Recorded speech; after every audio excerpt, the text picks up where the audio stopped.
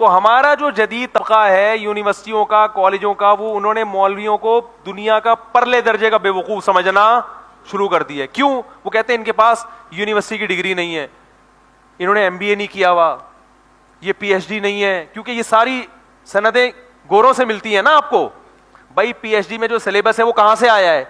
گورے کے, وہ گورے کے پاس سے آئے. تو انہوں نے تو مدرسوں میں پڑھا ہے جس میں گورے کا کوئی دخل ہے ہی نہیں, لہذا یہ جاہل ہیں.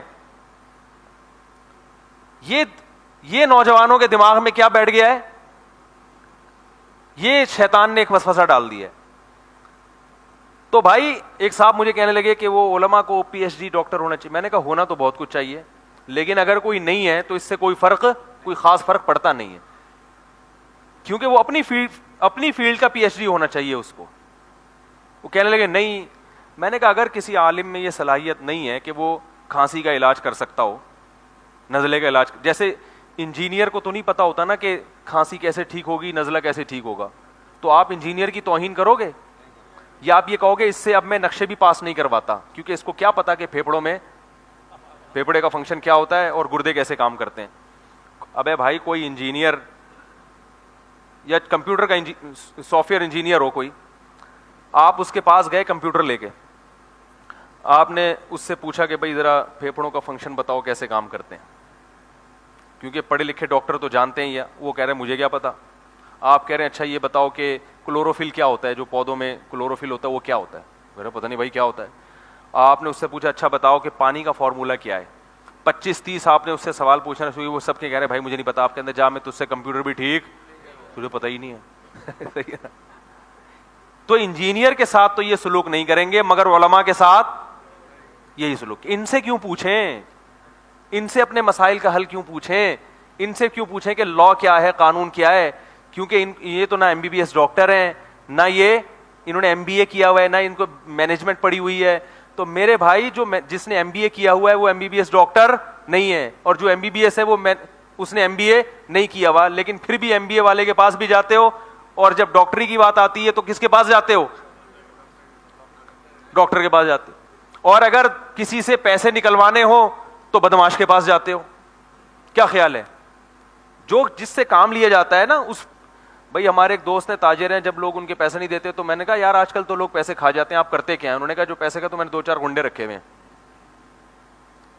وہ جاتے ہیں پھر وہ پیسے نکلواتے ہیں, تھوڑا سا ان کا کمیشن ہوتا ہے باقی. اب کوئی پوچھے ان گنڈوں نے PhD کیا ہوا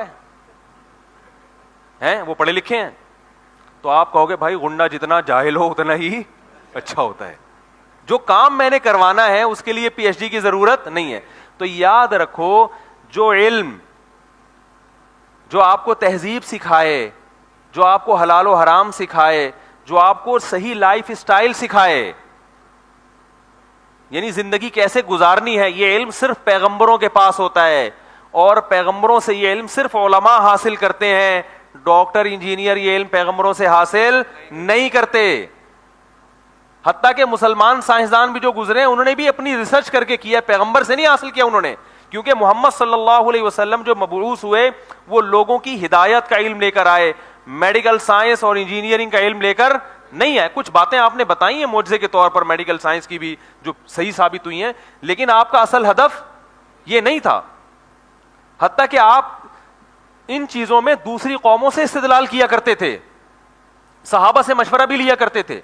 صحیح مسلم کی مشہور حدیث ہے کہ عرب میں یہ دستور تھا کہ کھجوروں کے جو باغات ہوتے تھے نا, اس میں جب پھول لگتے ہیں تو نر اور مادہ پھولوں کو ملایا جاتا تھا, اس سے کھجوروں کی جو یعنی پیداوار ہے وہ بڑھ جاتی تھی. آپ یہ زراعت جو لوگ جانتے ہیں ان کو یہ علم تھا. نبی صلی اللہ علیہ وسلم نے صحابی کو منع کیا کہ ایسا بولو بھائی مت کرو. انہوں نے کہا چلو نبی کہہ رہے, نہیں کیا, کھجوروں کی پیداوار کم ہو گئی. وہ آئے رسول اللہ صلی اللہ علیہ وسلم کے پاس کہ یا رسول اللہ ہم نے آپ سے مشورہ لیا اور کھجوروں کی پیداوار کم ہو گئی. صحیح مسلم کی حدیث ہے, کوئی فتویٰ نہ لگا دے میرے اوپر. آپ صلی اللہ علیہ وسلم نے فرمایا انما انا بشر مثلکم, میں تمہاری طرح کا انسان ہوں, غلطی بھی کر سکتا ہوں اور یعنی صحیح بات بھی کہہ سکتا ہوں. فرمایا انتم اعلم بامور دنیاکم منی, دنیا کے امور تم مجھ سے زیادہ جانتے ہو. لہذا آگے ارشاد فرمایا اگر میں تمہیں دین کے معاملے میں کسی بات کا حکم دوں تو تمہارے پاس نو کا آپشن, میں بامحاورہ ترجمہ کر رہا ہوں حدیث کا, لیکن دنیا کے معاملے میں جب تم کو کسی بات کا حکم دوں, انتم اعلم بامور دنیاکم منی, تو دنیا تم مجھ سے زیادہ جانتے ہو. اب صحابہ اگر یہ کہہ دیتے اچھا بزنس ہم جانتے ہیں, پیداوار میں اضافہ کیسے کیا جائے گا, زراعت کیسے کی جائے گی, یہ تو ہم جانتے ہیں, یہ ساری چیزیں ہم جانتے ہیں, پھر ہم آپ کو فالو کیوں کریں؟ صحابہ نے یہ عذر بنایا؟ اتنی سینس تھی ان میں, اتنی عقل تھی کہ بھائی ہم اس چیز میں فالو ہی نہیں کر رہے, ہم جس چیز میں فالو کر رہے ہیں وہ صرف کس کے پاس ہے؟